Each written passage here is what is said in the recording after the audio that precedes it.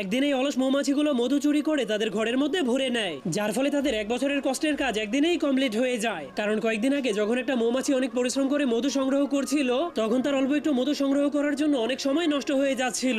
এরপর সে যখনই সেই মধুটুকু নিয়ে বাড়িতে যাচ্ছিল, তখনই সে রাস্তায় একটা টেবিলের উপরে অনেকগুলো মধু দেখতে পায়। যা দেখার পর তার মাথায় একটা আইডিয়া আসলে সে জলদি করে তার বাড়িতে যেতে শুরু করে দেয়। কিন্তু তখনই সে রাস্তায় একটা গাড়ি দেখার পর ট্রাফিক নিয়ম মানার জন্য থেমে যায়। এরপর সেই গাড়িটা চলে যাওয়ার পর সে তার বাড়িতে পৌঁছে যায়। এরপর সবাইকে অনেক জোরে জোরে ডেকে ঘর থেকে বাইরে বের করে সেই মধুর ব্যাপারে বলতে শুরু করে। যা শোনার পর সবগুলো মৌমাছি অনেক খুশি হয়ে তার সাথে সেই মধু চুরি করার জন্য যেতে শুরু করে। কিন্তু রাস্তা দিয়ে গাড়ি আসতে শুরু করলেই সবগুলো মৌমাছি থেমে যায়। এরপর সেই গাড়িটা চলে যাওয়ার পরেই তারা ফুল স্পিডে সেই মধুর দিকে যেতে শুরু করে দেয়, কারণ তারা সেখানে যেতে দেরি করলেই সেই মধুগুলোকে অন্য কোনো মৌমাছির দল এসে চুরি করে নিয়ে যাবে। কিন্তু তারা সেখানে পৌঁছানোর পর মধুটাকে পেয়ে অনেক খুশি হয়ে যায়। এরপর জলদি করে সেই মধুর ভারী জারটাকে চুরি করে সেখান থেকে পালাতে শুরু করে দেয়। কিন্তু সেই মধুর বাটিটা অনেক ভারী হওয়া সত্ত্বেও তারা ট্রাফিক নিয়ম মানার জন্য থেমে